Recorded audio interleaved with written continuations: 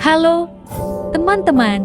Selamat datang di channel Berbahasa. Kembali lagi bersama kelompok 4 di segmen Bahas Bahasa, di mana kita akan mengupas tuntas segala hal tentang bahasa Indonesia dengan cara yang ringan tapi tetap kritis. Pada kesempatan kali ini, kita akan membahas kalimat tidak efektif dalam penggunaan bahasa jurnalistik, khususnya dari media cetak yang kredibel dan sering jadi rujukan banyak orang, yaitu Antara News.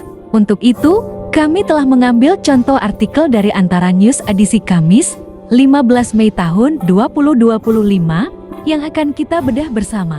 Mari kita simak. Komdigi upayakan penanganan judol tak sebatas pemblokiran situs.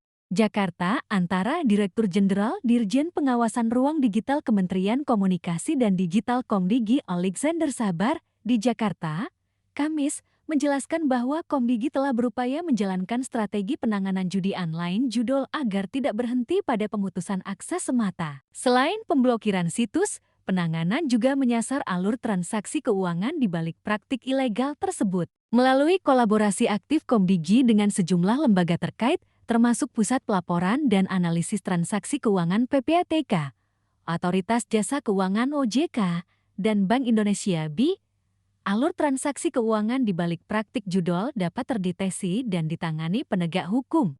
Kita lakukan kerjasama dengan PPATK yang melakukan analisis terhadap transaksi keuangan. Itu sudah kita lakukan selama ini, jadi setiap ada laporan pengaduan mengenai nomor rekening, itu tidak hanya kita blokir dengan kerjasama dengan OJK dan BI, tetapi juga kita minta ke PPATK untuk melakukan penelusuran, ujar Alexander.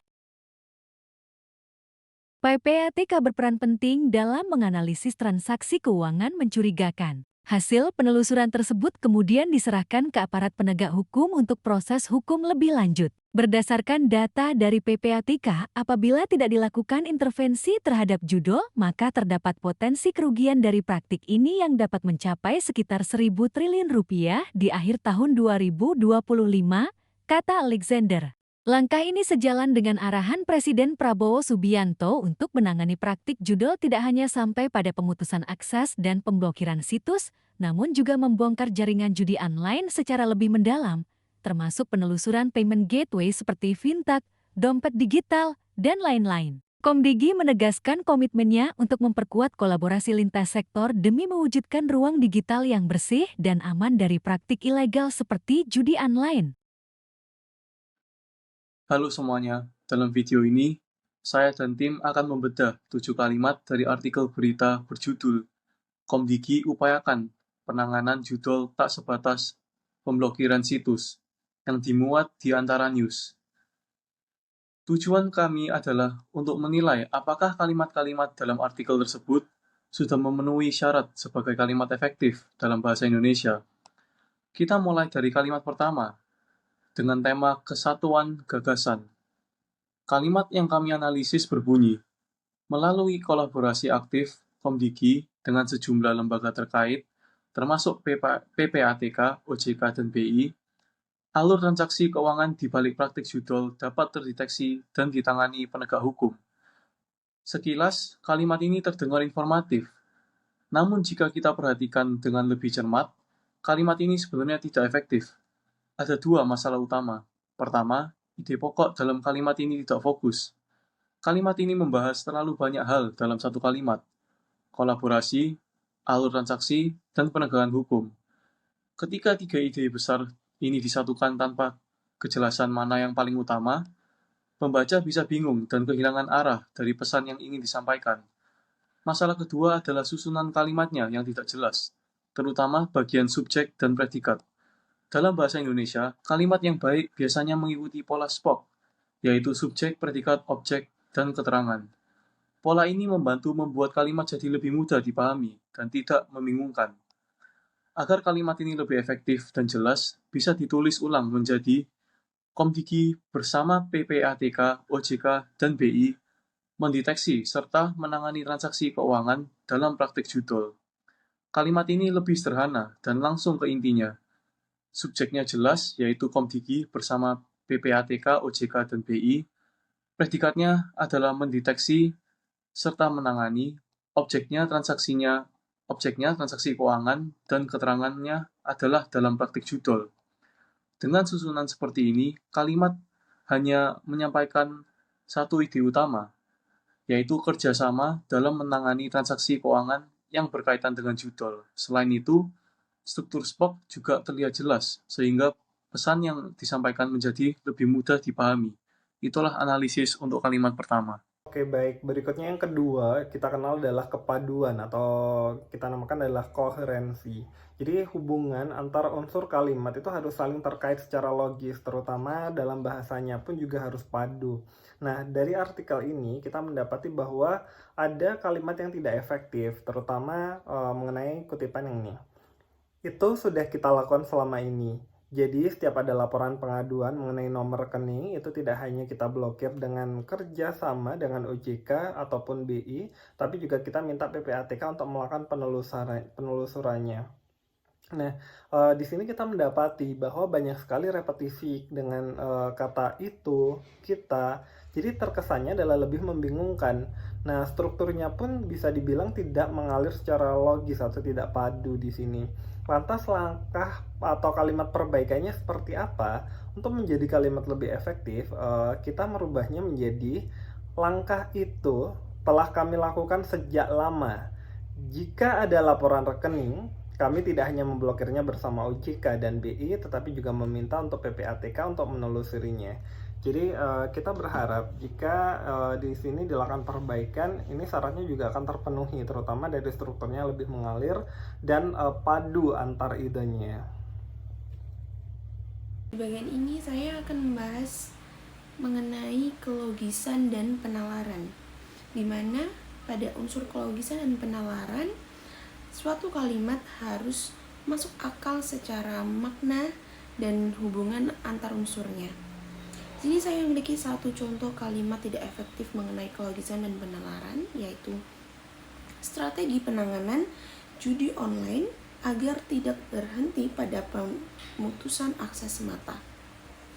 Pada kalimat di atas, masalah yang dapat kita lihat adalah pertama, kalimat ini tidak logis atau tidak jelas. Dalam kata apakah strategi bisa berhenti? Kalimat itu menggantung dan kurang masuk akal jika berdiri sendiri. Maka bagaimana perbaikan yang benar untuk kalimat ini agar menjadi sebuah kalimat yang efektif dalam unsur kelogisan dan penalarannya? Maka Komdigi menerapkan strategi penanganan yang tidak terbatas pada pemutusan akses. Dalam perbaikan kalimat ini, kelogisan atau kalimat ini logis dan penalarannya tidak menggantung.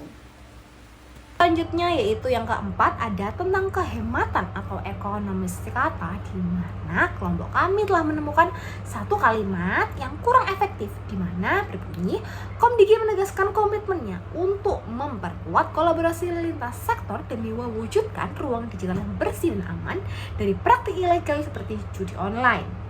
Tentu dalam kalimat ini kami mendapati bahwa masalahnya itu terletak pada frasa menegaskan komitmennya, di mana kami menganggap cukup bertele-tele dan dapat lebih diringkas. Seperti kami memperbaiki kalimat tersebut menjadi Komdigi berkomitmen memperkuat kolaborasi lintas sektor untuk menciptakan ruang digital yang bersih. Tentu dalam kalimat perbaikan ini memenuhi syarat kehematan karena kalimatnya lebih singkat tanpa kehilangan makna yang ingin disampaikan dalam artikel berita tersebut. Di bagian ini, saya akan menjelaskan salah satu jenis kesalahan berbahasa, yaitu ketepatan atau kecermatan. Contoh kalimat dari artikel yang kami analisis berbunyi, tindak lanjut dari penelusuran PPATK itu yang diserahkan ke aparat penegak hukum. Kalimat ini terasa kurang tepat karena strukturnya pasif dan maknanya sedikit membingungkan. Pembaca bisa bingung siapa sebenarnya yang melakukan tindakan dan apa yang sebenarnya diserahkan. Nah, untuk memperjelas, kalimat tersebut sebaiknya diubah menjadi hasil penelusuran PPATK diserahkan kepada aparat penegak hukum. Dengan struktur yang lebih ringkas dan jelas seperti ini, makna kalimat jadi lebih mudah dipahami dan tidak menimbulkan kesalahan tafsir. Inilah pentingnya ketepatan dalam berbahasa, agar pesan yang ingin disampaikan bisa diterima dengan benar dan baik oleh pembaca. Kalimatnya adalah, untuk menangani praktik judol tidak hanya sampai pada pemutusan akses dan pemblokiran situs, namun juga membongkar jaringan judi online. Dalam kalimat ini terdapat dua kesalahan utama, yaitu 1. Bentuk frasa tidak hanya, namun juga harus diikuti oleh struktur yang sejajar. Dan yang kedua adalah frasa pemutusan akses membongkar jaringan tidak sejajar secara gramatikal karena yang satu merupakan kata benda, sedangkan yang satu lagi merupakan kata kerja.